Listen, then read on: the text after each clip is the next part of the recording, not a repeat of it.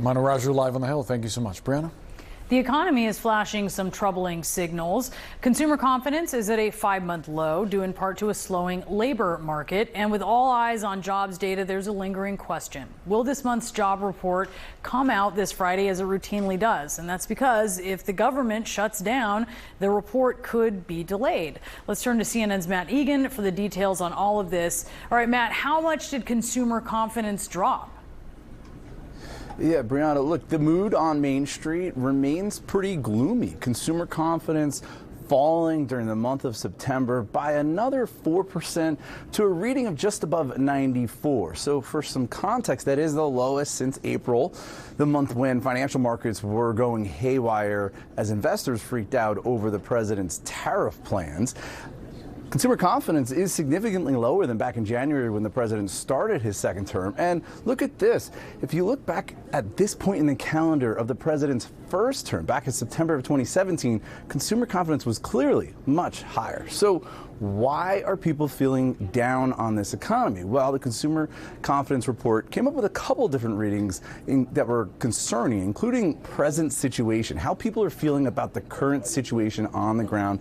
That fell significantly. Also, how people are feeling about their family finances, in particular, how they're feeling about their current financial situation. That fell sharply, as well as how available consumers believe jobs are, right? That is a reflection of some disappointing jobs reports that we've had in the last few months.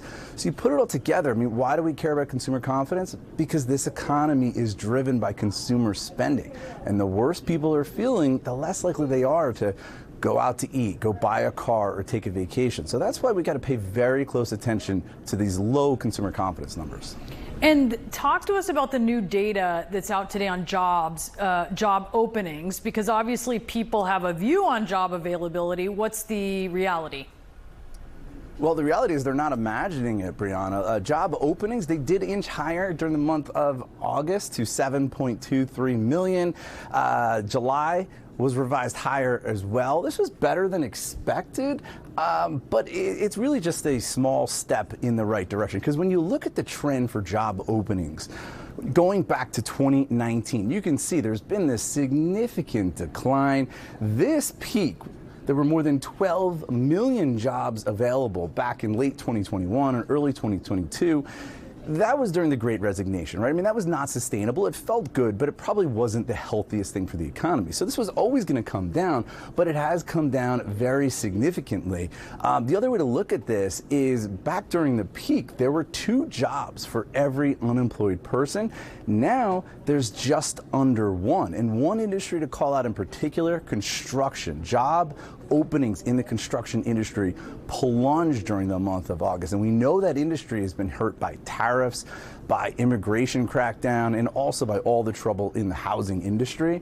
Now, normally we'd be looking ahead to the much more important monthly jobs report from the government. That's scheduled to come out on Friday. But if the government shuts down, the Bureau of Labor Statistics is not expected to release that report. Also in doubt, we have 2 other reports coming out in just over 2 weeks on consumer prices and on producer prices. These are 2 closely watched inflation reports. But if the shutdown's still going on, the BLS is not going to be collecting the data that it needs on these prices, let alone releasing it. So we may not get those either, which could mean that when the Fed meets at the end of the month, they may not be armed with their full amount of information that they need when they have to make this decision. In some ways, they could be kind of flying blind. It may not change the ultimate outcome here of what the Fed does, which is expected to be another interest rate cut, but it's clearly not ideal that they may not be operating with all of the information on the jobs market or on inflation. Brianna? Yeah, flying blind seems like a very bad idea. Matt Egan, thank you so much. Yeah, what could go wrong? Some things, I'll tell you that. Still to come.